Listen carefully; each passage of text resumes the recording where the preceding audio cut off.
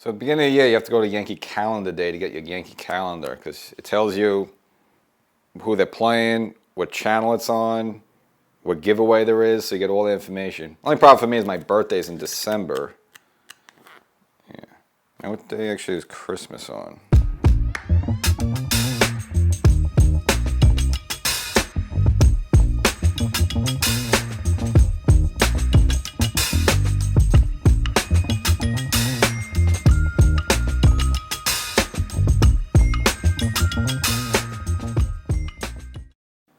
Welcome to Section 420, Talkin Yankees.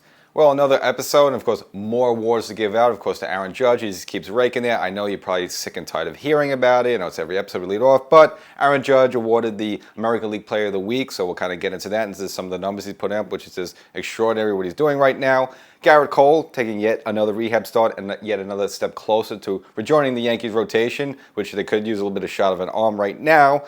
And of course, we have to look at some other things as well. So Anthony Rizzo, and I know we touched upon this on a previous episode, but it seems like he's still going through the doldrums there. Is this going to be an issue for the Yankees? Not having a good June. So look at all that great stuff, and plus Aaron Boone, got to give him his congratulations, hitting a milestone for a managerial wins, at least in a Yankee uniform. So look into all that great stuff. But before we get started, as you know, there's the audio podcast version of the show, Section 420 Talkin Yankees, in his third season there. Again, updated much more frequently than you were seeing me here. So if you want to get more of my takes on things, series wrap-ups here and there, news, notes, Yankee history, all the cool stuff, and maybe some side old stories as well. Maybe me going to Yankee Stadium and seeing some getting hit with catch-up. Great stuff there. You want to be an audio podcast subscriber, much more frequently updated than you're seeing here, so make sure to subscribe there. And of course, here on YouTube, you should have done it by now. Make sure you subscribe so you get notified when new episodes go up. And if you're watching on TV, you got to do both. Go to wherever you get your favorite podcast, Section 420 Talkin Yankees, and of course on YouTube, subscribe to it all.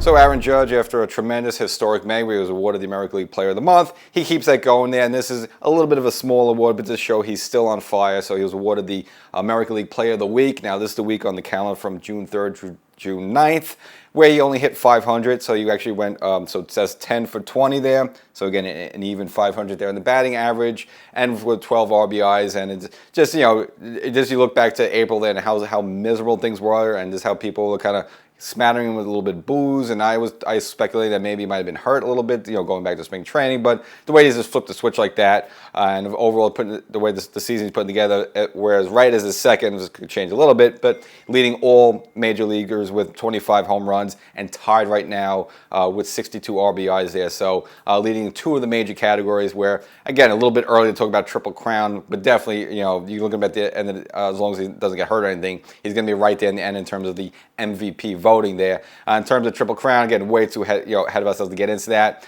I think that guy kind of put out there had it a little bit, because I don't know if he's ever going to be, right now if you look at the batting leaders there, he's not even in the top 5 there, so I don't think you're looking at Triple Crown for him, but definitely an MVP type season for him. And what he's doing right now is masking up a lot of, maybe little warts right now on this team offensively, which we'll get into a little bit later. At the top I mentioned again, Anthony Rizzo continuing to struggling, but again, with Judge, what he's doing right now, he's kind of masking a lot of that. You see underperformances from a little bit, Gleyber Torres, even though he's been hitting a little bit better there, and of course DJ LeMahieu, I know he's only been back for a couple of weeks, but again, not exactly tearing the cover off the ball, and we're still waiting for his first home run there. So, what Judge is doing right now not only is good for him, but it's also masking some warts right now on this team where you almost look at it a little bit. Again, this is probably a theme we're going to look into later. It's almost a little bit like 2022 where, of course, we know what Judge did there. He, surpassed Roger Maris to 61. They got to 62, and he had such a great season. Was putting up all these great numbers and hitting a home run almost every other game. Where you weren't looking at the rest of the offense that was kind of struggling there. Judge would kind of mask that all up. Well, this is a little bit similar, not as dire because you do have some other contributors on the team, such as like Juan Soto, for example, or what with Anthony Volpe is doing right now. So it's not as dire as the 2022 situation is. But again, what Judge is doing right now, not only good for him, but it's just helping some of the other Yankees in other areas who, unfortunately, who are struggling. And even though it's a little old news, we can look back at Judge's partner in crime. That'd be Juan Soto. got shut down for a couple days again with the inflammation in his forearm there. Now again, at the time, I didn't really think it was anything serious because, of course, it's the forearm. They weren't talking about elbow or wrist or ligaments in the hand, stuff like that. I mean, that's where you kind of have to go, uh-oh, something could go wrong there. You could have like a Hicks situation where he breaks a bone in his hand, or like what happened with Jason Dominguez last season with his elbow. He actually needed Tommy John surgery there, or even Benintendi with that Hamate weird broken bone injury in the wrist there. I mean, those are the things you got to be concerned about. When someone's talking about a little forearm soreness, you're concerned, but that's not too bad. And it's turned out with Soto, at the end of the day, just missed a couple of games, and unfortunately, it was just during the midst of that Dodgers series, which we'll get into a little later in the episode, but it would have been nice to have him in that series. But overall with Soto, again, I wasn't worried that much just because, it's forearm, it's just a chunk of muscle there. Never heard of like a forearm tear, really. And again, that would be really out of left field there. So as it turned out, they put an MRI on it. They saw some inflammation, and he didn't even need to go on the IL there again to shut him down for a couple games, which again turned out just to be the Dodgers series of all series there. Man, you could have skipped it'd be great if you could skip the Royals or skip the Twins. I don't think the Yankees really need his help against any of those teams there, but of course it has to be against the Dodgers when you have all the the fanfare and all the attention and Yamamoto and Ohtani all like that there. So, and of course, as he mentioned before, even before that, he had been playing with that injury up to a week before that. So again, it was nothing new. It was just some discomfort, but I guess got to the point. I guess it was during the rain delay of the Minnesota game, the final game there. I guess when you're sitting around and kind of not doing nothing for a while a bit, I guess the injury kind of creeps up on you as they figure, all right, pull him out of the game. We'll shut him down for a few games. I kind of mentioned before all that's probably what the case was going to be, and that's just what turned out to be. And of course, he was back in the Royal Series after that there, so no biggie. And also Juan Soto himself, and he hadn't been on the injured reserve list going back to 3 seasons, so he's a pretty durable guy. So again, the indications was that he was not going to need that. Now for something like Giancarlo Stanton, who kind of like has to go in the IL for a hangnail sometimes, then maybe you'd have to be worried a little bit. But I wasn't worried about Soto, and so. Again, you would just hold your breath a little bit that day because you just don't like the idea. Just even reading a headline that he's taken out of the offense, taken out of the lineup there, because you just see what way this offense is with him versus not with him. And as mentioned before, again, Judge is doing great right now. He's masking up some warts in this lineup. Well, again, one of the additions that makes, again, this Yankee team obviously different from the 2022 Yankee team, where it just seemed like it was the Judge show the whole way, is that, again, you have Juan Soto there. It does make a big difference there. And so... But of course, if you'd have lost Juan Soto, then you'd be in trouble because you're relying more on someone like Rizzo, Gleyber, DJ, and you got to be worried about that. Now Stanton's doing a little bit better, fine, okay, that's true. But again, those other guys aren't there, so you just see the importance of Juan Soto in this lineup there, which after the season is finished, you can just see why the Yankees would want to retain him. I mean, it's a no-brainer. Obviously, he's one of the best players of this current generation. Yeah, of course. But you see this the way the Yankee lineup relies on him because, we'll examine the Dodgers series there. The Yankees were, scrambling to score runs there. The first game there, again, they went 11 innings without scoring a run. The second game, they had only scored 3 runs. Okay, the offense came a little bit alive there in the finale. They had to salvage themselves. But you just see with this 3 games alone without Juan Soto, that's how the Yankee offense was pretty much putrid. Even with Judge, pretty much the only Yankee really come overall that showed up in that series there. But you just see, the need for Juan Soto. So more and more as we go along here, it just seems like the Yankees are more likely to resign him. When they first made the deal for Soto, I just figured, all right, it's a 1-year rental. Let's just go for it, throw it against the wall. If we win, we win. If we don't, we don't. He could just walk there. But it just seems more and more that the Yankees are going to have to re-sign this guy because you just look at the rest of this offense right now. Judge is doing great, but, if you don't have Soto in there, it's just a world of difference. And because, we mentioned with Hal Steinbrenner's in his comments, at least I did on the audio podcast, that him actually going out and, forcefully said they would like to retain Soto there. I don't think he's just saying that just to be nice or just say the right things like that. I mean, if you're the owner and you're going to say that you want to make Juan Soto for a Yankee for the rest of his life, then hey, I think he kind of means it. So I think the Yankees are going to make a serious push for him. Maybe not mid-season, which would be nice, but at least once we hit the offseason there, I think the Yankees are going to go hard to pursue him because without him, again, the rest of the Yankee lineup, not too much to to rely on there. And plus just the fact that he's, as I mentioned before, he hasn't been in the IL for 3 years there. So if you want to invest money into somebody, well, here's a guy that's not injured every 2 minutes. I mean, how many of those players we get there, just, you sign someone into a big contract, and every couple of weeks or every couple of months or half a year, they're always on the IL. I'm just thinking with, Anthony Rondon with the Los Angeles Angels of Anaheim are going through with this guy. I mean, he's always on the IL every 2 minutes there. So, if you do sign Juan Soto, at least you have the security that he's not one of these guys that's always on the IL. And he had this little injury that even even with playing with it, he was still performing at a top level. That's that game, that Sunday night game, the Sunday afternoon game in San Francisco. Hits the 2 home runs, especially that big home run in the 9th inning there. Well, that was him with a sore forearm. So you can see what this guy could do. Even playing hurt, he's at the top of his game there. So if you're gonna invest money in him long term, here's a guy that's pretty durable.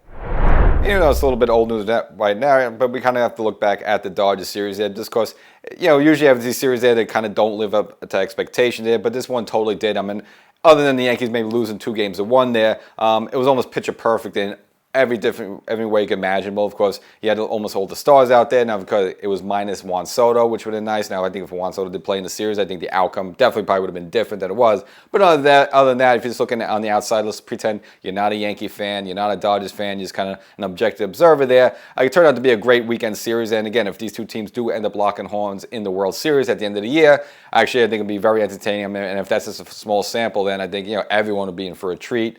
Again, everyone seemed to be happy overall. If you look at all 3 networks, of course, Yes got the Friday night game, and Fox got the Saturday night game, and then ESPN for Sunday Night Baseball. So they spread the wealth out there a little bit. And even the Yes game, the Friday game, that was actually the Yankees for the Yes network, their 2nd highest rated game for the entire season. The first one, of course, was that March 31st game. That was the Sunday afternoon game in Houston, where they finished off the 4-game sweep there. Again, that was a very excitable game. The Yankees squeaked it out 4-3 there. So, of course, you can understand that, the excitement at the beginning of the year when all eyes tuned in. Hey, you're 3 up on Houston, so you can understand why everyone watched that game.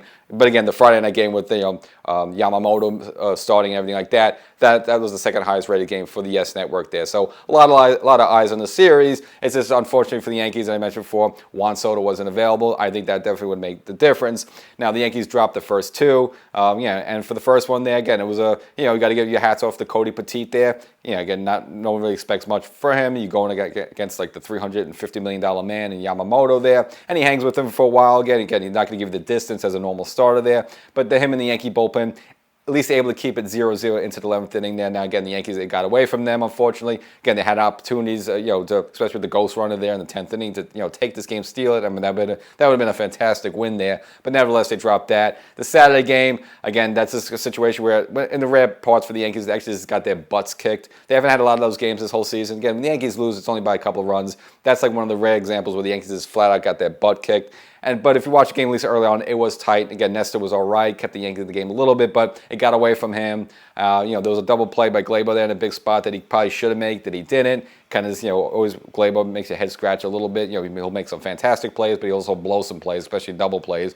And the Yankee bullpen unfortunately faltered there. And again, Dodgers was able to take the 2nd game. So the reason why you're almost happy a little bit with the 3rd game is because you don't want to get swept. I mean, that's the worst of the worst there. So even the fact that the Yankees were able to hold off the Dodgers from sweeping them, you almost take that as a victory in a way there, because you just don't want to get swept. So even though, yes, the Yankees lost 2-1 there, but you do feel good that you were able to take that last game. And of course, it's against Tyler Glass now, who is pretty much always owning the Yankees going back to the Tampa Bay days there. I mean, the Yankees could never touch him, especially during that 2020 playoff series there. Again, he was just untouchable there. So the Yankees was able to just get a couple of runs against him, mainly via the long ball. Of course, he got Oswaldo Cabrera, kicked it off, and then later in a big spot, Trent Grisham, who's kind of the throw-in on the Soto deal there. Even had some of the fans chanting that they wanted Soto to come off the bench there, but Aaron Boone pretty much said Soto was not available during that series at all. They're hitting a major home run, ties the swing, and of course, Judge, I mentioned before, was kind of overall maybe the only Yankee that really showed up that entire 3-game series there. Secures another run there, and the Yankees was able to take that final game there by 6-4. And again, another decent start by Luis Hill. Again, not one of his lights-out starts, but again, able to hang in there with Tyler Glass now enough there. And of course, the Yankees able to salvage that final game. But overall, you look at the series, I mean, everything was perfect. Even when they announced the series at the beginning of the season, it sold out in 2 seconds there. But big crowd, and as you would expect, the Dodger fans, the Dodger Blue came in and invaded there. What you expect, they got a big following. Same thing when the Yankees play out there. Ton of Yankee fans out there a little bit, and the fans get it a little bit back and forth a little bit. But again, packed house, almost ideal, perfect weather. I mean, you couldn't even think of 3 just better weather day, especially in New York. It was almost like the Los Angeles Dodgers brought their weather to New York there for 3 games there. So everything was perfect, except you didn't like the result that, all right, the Yankees dropped 2 out of 3. But again, it's not terrible. It's not the end of the world there. They get embarrassed a little bit in that middle of the game a little bit. But again, overall, able to go shot for shot with the big bad Dodgers there. And if you look at the top teams, in the rankings, this is going to fluctuate a little bit here and there, but it seems like it's going to be, Yankees, Phillies, Los Angeles, always going to be in the top three. They're going back and forth a little bit. Depends who's available. Maybe someone's hot, someone's not there. But overall, again, a very satisfying series. You just wish you had Juan Soto there. I think if the Yankees did have Juan Soto, definitely probably take the first game there at least, and probably you're looking at a 2-1 Yankee series win versus a 1-2 Yankee loss. One of the victims of that Dodgers series has been Dennis Santana. The Yankees DFA'd him for assignment shortly after to make roster room on the bullpen for Ron Marinaccio, the local guy. And again, the writing was on the wall at Santana. Of course, in that game was quite ugly for him.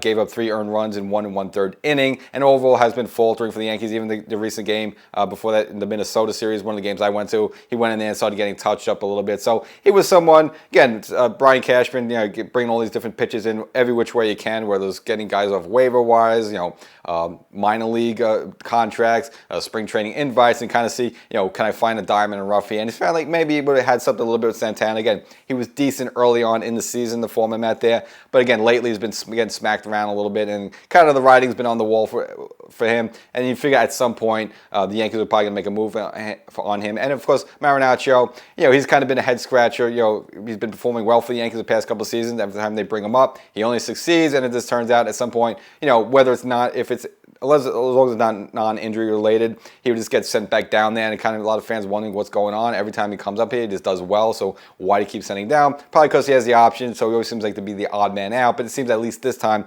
now he's finally going to get a job that's his, that he'll have an opportunity to hold on to. And again, he's been good for the Yankees in the past, and he's been able to get big outs late in games. We've seen him do that, some strikeouts in key situations there. So I don't think he's afraid of the moment. It just seems like, once the Yankees get a plethora of arms, Marinaccio seems to be the odd man out each time. So at least now it looks like maybe finally he'll be able to get some sort of position there. Now, I don't think he's a guy where you say he's your de facto 8th inning guy or closer. I mean, his stuff isn't like that where he's like lights out, like a 96 Mariano Rivera or anything. But again, he has been able to get big outs. So he could be a guy, maybe get out of a jam in the 6th, or maybe he's your 7th inning guy like that, and at least gives the Yankees some cohesiveness. And as for Santana, again, he wasn't unemployed long. The Pittsburgh Pirates, once the Yankees designated for a sign, picked him up off the waiver wire. So he'll get yet another chance with the Pirates. We'll see what goes. We'll see what he could do with that. But for Santana lately, and overall, look at his numbers: ERA of 6.26. And 27 1/3 inning. Did have a 2-0 record there, but again, you're not looking at that because relievers, they still win losses from other players, starters, stuff like that. You got to look at the ERA compared to innings there. And again, you're pitching an ERA over 6. And again, lately getting slapped around there. So you figure at some point, Cashman was going to make the move on him, and he finally did in designated for assignment. And for Marinaccio, hopefully finally now, this is an opportunity where he's up and he's here. He's not going to get sent down, just because someone gets hot. Cashman decided to bring in 2 other arms in there, and they got to send Marinaccio down. Hey, we need another lefty there. All right, we'll send Marinaccio down. He's only been getting people out there, so that's what he seems to do. So see, finally this time, maybe hopefully he could get a job in there somewhere and hold on to it for the rest of the season. But the Yankee pitcher rotation is going to get more good news very soon because Garrett Cole passed his second hurdle there as he makes his rehab, starts coming back. Now he's still in Double-A Somerset there, but threw his second game there, and at this point reported no discomfort or anything like that, and was rather good there. Now he actually threw more pitches than last time. The first start only had about 45 pitches. This time they stretched him out for 57 pitches, and 44 of those 57 were for strikes. So it looks like he's showing good command of the strike zone in terms of velocity, dialing it up a little bit more there. So 5 times they clocked him at 95 miles per hour, and 1 time he was clocked at 96 there. So you see him airing it out a little bit more. Did gave up a couple of hits and a run there, but again, that's not really a big deal. But overall, 4 2/3 innings of work there, so almost going into the full 5 innings there. And again, taking another step, and again, more importantly, afterwards, not reporting any sort of discomfort, hurt like that. So he's kind of working his way back. So it looks like he's going to have a third start, at least a third one scheduled. And then after that, it's still kind of up in the air. And just kind of based on that, you figure maybe possibly you might need a 4th start. But even if that's the case, I think the good news to take away from it, as long as there are no setbacks along the way there, looks like we will get Garrett Cole back for the month of June there. So overall, that's the good news. Again, whether it's maybe the 3rd week of June or the final week of June there, it's up in the air a little bit. Again, you get to work, but look about every 5th day there. But after the 3rd rehab start there, I guess the Yankees will probably evaluate depending on how many pitches he's going to throw. I guess they'll maybe let him throw up to 70 there, and at that point they'll decide whether, all right, does he need another start in the minors there, or even if he comes up in the Yankee uniform up in the majors there, and he could only go 5 innings or only go 4 innings there, that's still good enough there just to get him him in there against, major league level talent there versus kind of just whiffing the minors there in the Double-A there. So all remains to be seen, but overall I would say this timetable looked like we're actually going to get Garrett Cole back for the month of June, which is good for the Yankees. Again, they use a little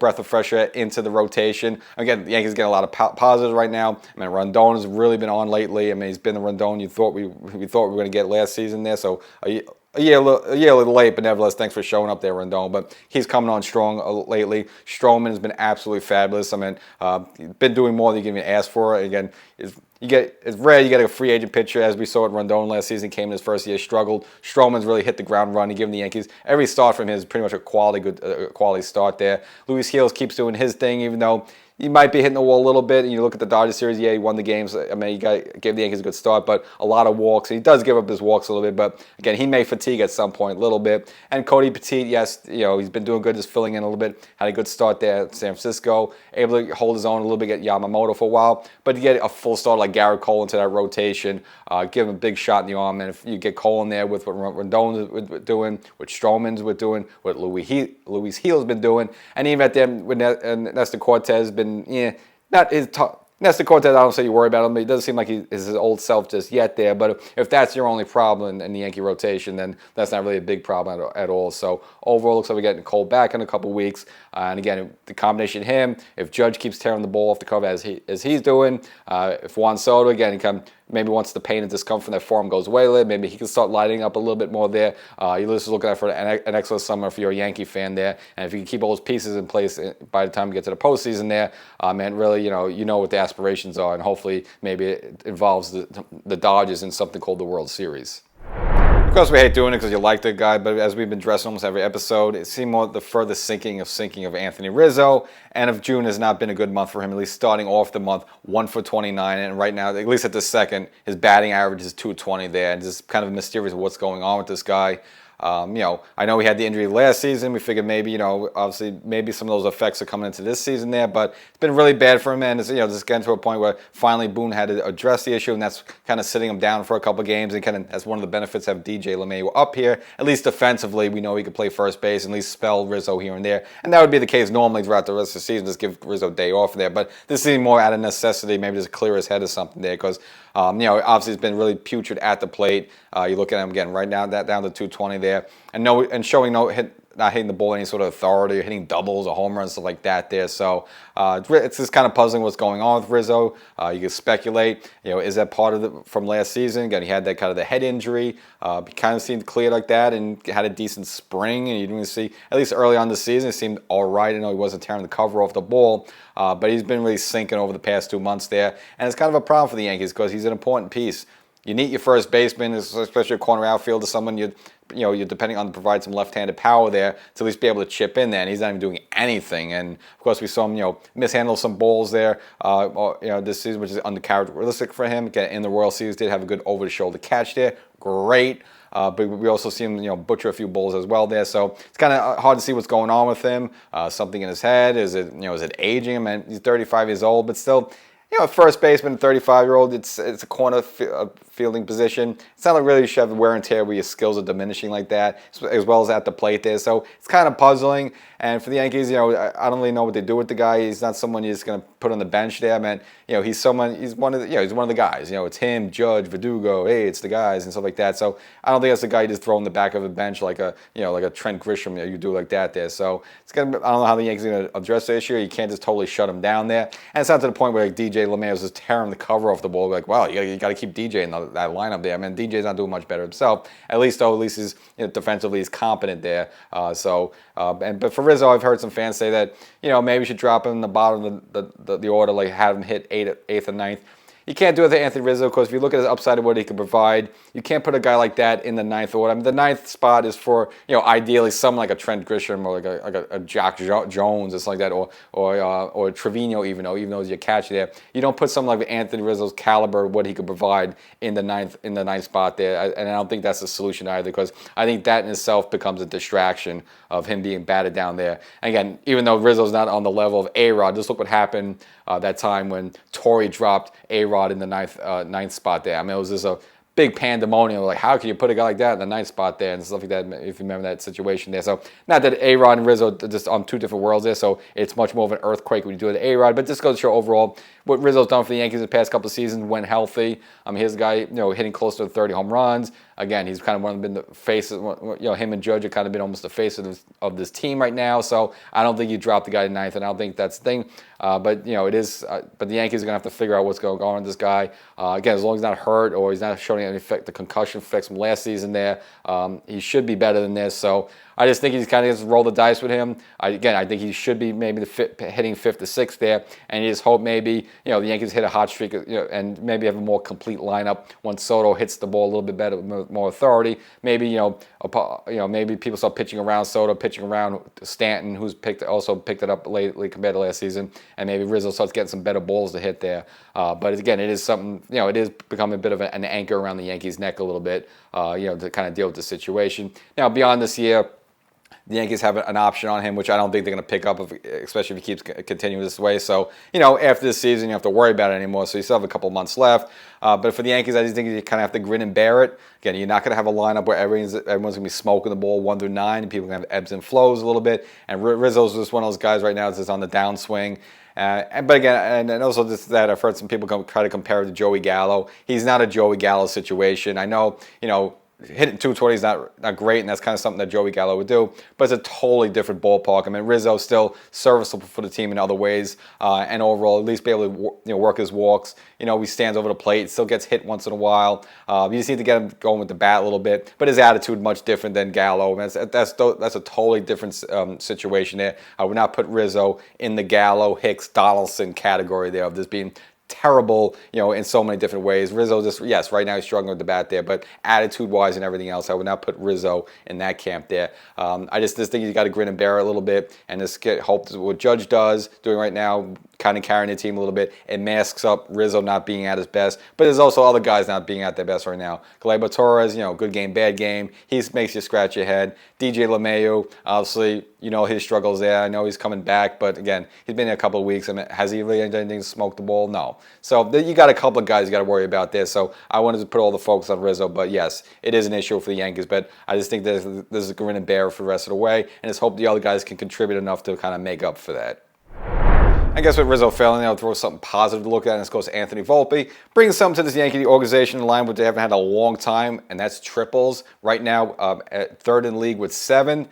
Just because, if you look back, the Yankees have had no speed at all for a long time there. So bringing an added element to this Yankee organization, which they haven't had, and again, doing that in the leadoff spot, which now he seems to be flourishing in there. Part of the reason why someone like Judge puts up the number he's had is because you got someone like Volpe setting up the table there. Now, in terms of stolen base and speed, not really great there. Now he only has 12 there, which is 20th in the league. So the Yankees still kind of need to pick up the slack there in the stolen base department. But for triples, if you're a Yankee fan watching this organization for the past couple of decades, I mean, we haven't seen this in a long time there. So hopefully Volpe could keep that up. And congratulations in order for Yankee manager Aaron Boone, tying and surpassing now Billy Martin for all-time Yankee wins there as a manager, with 557. So right now he's 7th place. He holds that for his own.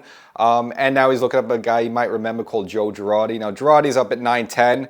So looking for Boone, he needs about 300 more wins and change there, which I don't know what he's getting. Again, we don't know after this season where Aaron Boone stands there. I mean, he's going to need a contract extension to even be able to entertain that idea. And if you remember, Boone, he got a good early start in his first 2 seasons with the Yankees with 103 and 100 wins respectively to give him a good shot in the on there. But again, he's probably going to need a contract extension if he wanted to even entertain there to reach Girardi at number 6. But again, congratulations for him for that. Now you want to look ahead a little bit at some of the Yankee leaders of all time. You got Joe McCarthy at 1,460. I don't think he's getting there. And the last one will be Joe Torre, 1173 in 2nd place there. So I don't think Aaron's going to reach those guys. That's the way it goes in contracts. I mean, he'll have to be around for like another 10 years, not happening there. But of course, nothing wrong with being in 7th place. So that's the episode. Hope you enjoyed it. Make sure to subscribe to the audio podcast version of Section 420 and here on YouTube. And we'll catch you next time.